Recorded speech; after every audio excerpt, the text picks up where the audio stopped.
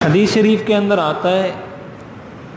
ایک شخص حضور علیہ الصلاۃ والسلام کے پاس آئے، مسند احمد کی روایت ہے، اور انہوں نے کہا عظنی و اوجز، کہ یا رسول اللہ مجھے نصیحت کریں اور مختصر نصیحت کریں۔ تو آپ نے 3 نصیحتیں کی، ان میں سے جو پہلی نصیحت ہے اس کا تعلق ہمارے اسی طریقے سے ہے۔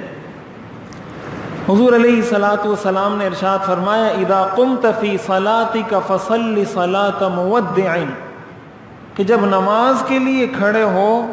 تو یہ تصور کرو کہ یہ میری زندگی کی آخری نماز ہے۔ اور دوسرے نمبر پر آپ نے فرمایا ولا تکلم بکلام تعتذر منہ غدا، کوئی ایسی بات زبان سے نہ نکالو جس پر کل تمہیں معذرت کرنی پڑے۔ اور تیسرے نمبر پر آپ نے فرمایا وَأَجْمِعِ الْيَأْسَ مِمَّا فِي يَدَيِ النَّاسِ، لوگوں کے ہاتھ میں جو پیسہ مال و دولت ہے اس سے اپنے آپ کو مکمل نا امید کر دو۔ یہ 3 نصیحتیں آپ نے فرمائی کہ ان 3 چیزوں پر عمل کر لو، تمہاری زندگی کامیاب ہو جائے گی۔ تو پہلی جو آپ نے نصیحت فرمائی، اگر اس ایک نصیحت پر بھی ہم عمل کر لیں، یہ مسند احمد کی روایت ہے اذا قمت للصلاة فصل صلاة مودع، کہ ہر نماز ایسی پڑھو گویا یہ میری زندگی کی آخری نماز ہے۔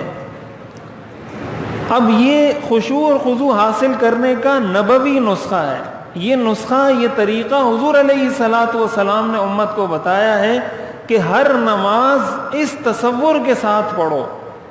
کہ یہ میری زندگی کی آخری نماز ہے اور یہ نماز پڑھ کر میں نے اللہ کی بارگاہ میں پیش ہونا ہے۔ تو اگر کسی انسان کو نماز میں یہ تصور نصیب ہو جاتا ہے تو کیا اس کا تصور اور اس کا دماغ نماز میں کسی اور کام میں مصروف ہو سکتا ہے؟